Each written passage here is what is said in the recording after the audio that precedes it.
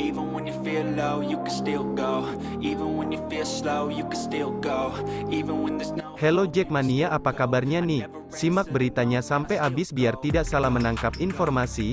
Setelah itu diskusikan di kolom komentar bos, dan jangan lupa like dan subscribe secara gratis. Terima kasih. Gue Persija, gue Champion.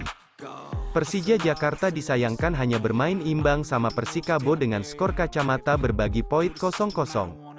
Pelatih Persija Jakarta Thomas Doll menyalahkan manajemen lelet untuk masalah bursa transfer 2023 dilansir dari Bola.com.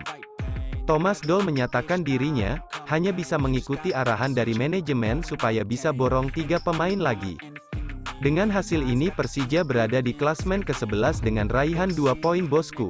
Hasil ini membuat Persija Jakarta semakin bergerak cepat untuk borong 3 pemain asing. Setuju bosku? Persija borong pemain baru. Jack tulis komentar di bawah bosku dan jangan lupa like dan subscribe secara gratis. Terima kasih. Gue Persija, gue Champion. Wassalam.